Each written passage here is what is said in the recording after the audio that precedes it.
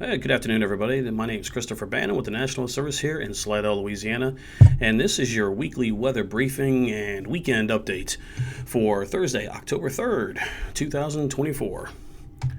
Real quick, we're going to give just kind of an overview of what we're expecting.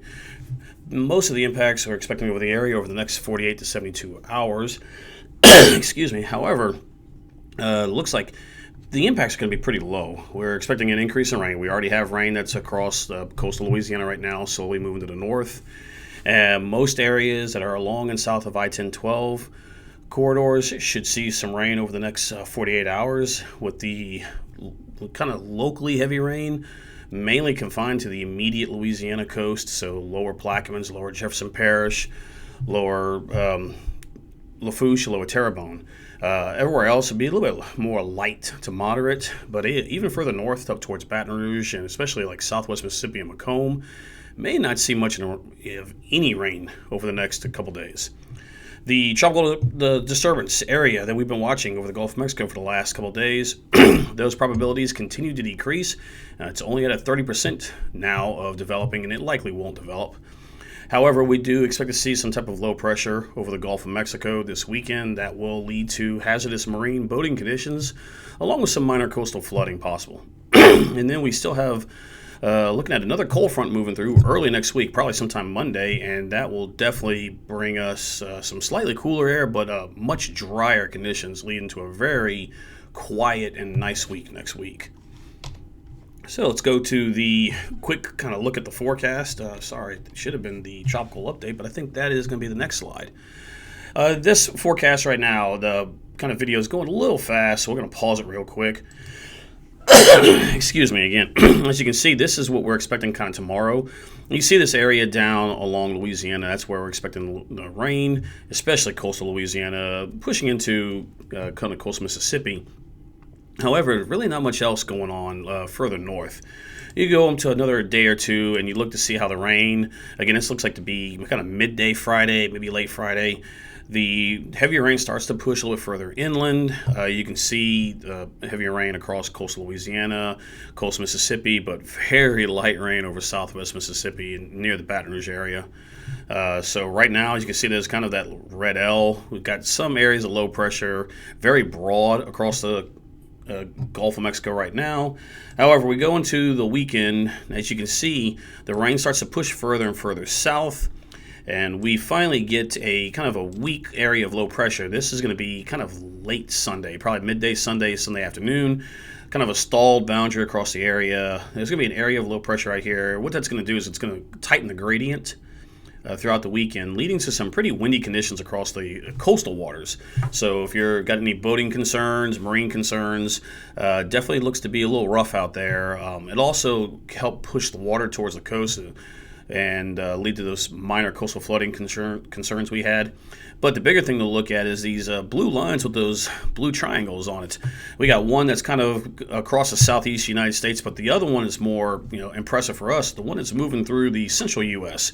So Illinois, Missouri, it's already moved through Kansas and into Oklahoma.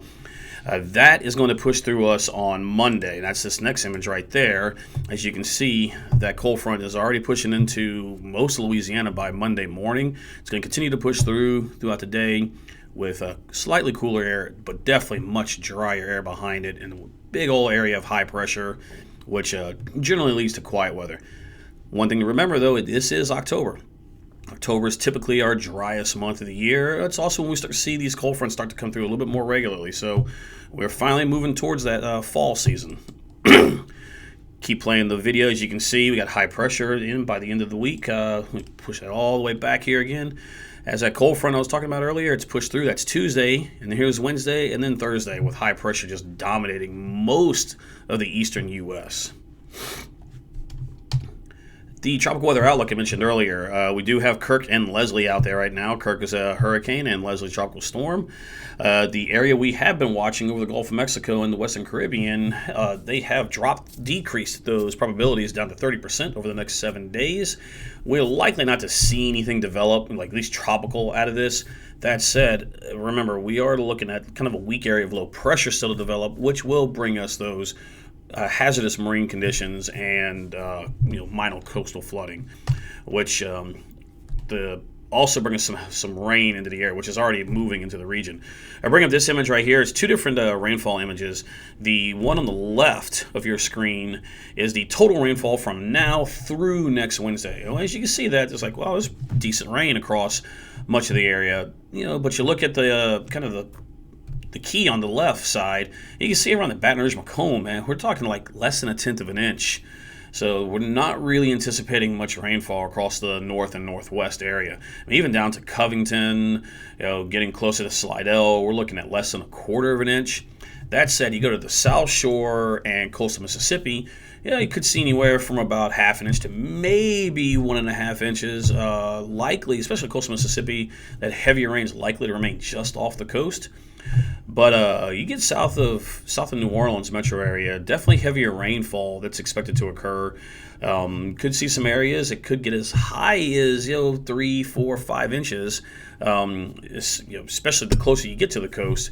Mainly again looking at those like lower Plaquemines, lower Jefferson, lower Lafourche, maybe lower Terrebonne, St. Bernard parishes. Otherwise, everywhere else looks to be pretty light rain.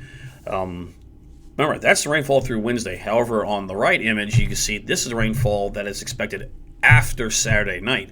So the majority of that rainfall that we show on this left image is really going to occur over the next 48 hours because you get to Saturday night, most of that rain, as we looked at the forecast map earlier, is really pushing the rainfall south into the Gulf of Mexico. So you're looking at really just immediate coastal sections of Louisiana that could see some rain going into Sunday. As we move into Sunday night, Monday, it's all dry. Now, I mentioned those coastal flooding concerns. We have some problem areas that typically get more coastal flooding issues when we have especially a strong east wind and we're really pushing the water in. And then you combine that with, if you look at this blue line, the blue line on this graph is what we call the astronomical tide. These tides, they're controlled by the moon, and the moon has phases. Every kind of 28 days, we go through full to first quarter to if we go from new moon to first quarter to full to third quarter to back to new moon. And when we get into those new to full moon, the tide range increases. And as you can see, we're getting closer. We're getting that higher tide range as we get into the weekend and early next week. You combine that higher tide range with the increase in winds, and we're really starting to push the water into coastal sections of Mississippi and Louisiana. And we do have a couple of those areas that tend to have problems when we add the increasing tide range and a wind that's driving the water in. And those areas are around Waveland along with Shell Beach.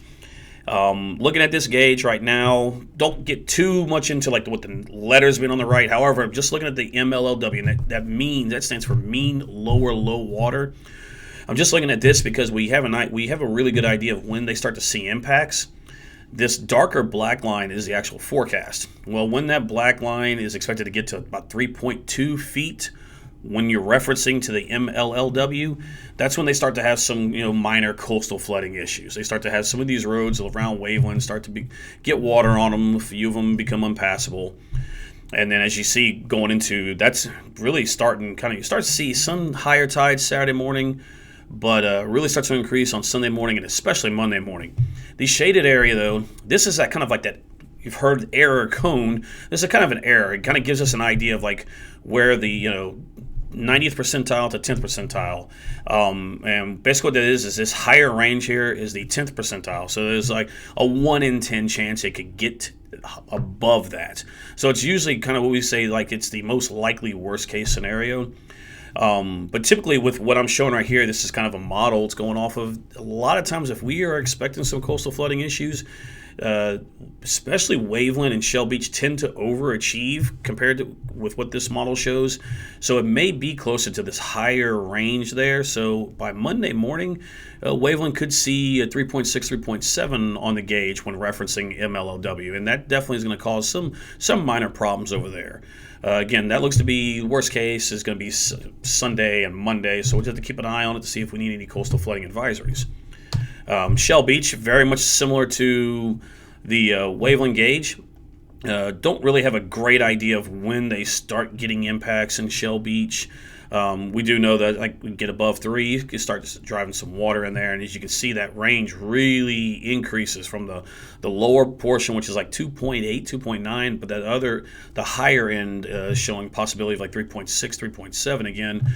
So we'll have to keep an eye on it and see if we do need any coastal flooding advisories. Just for, again, it's mainly just going to be Hancock, St. Bernard Parish, maybe kind of the Orleans and lower southeast portions of St. Tammany Parish.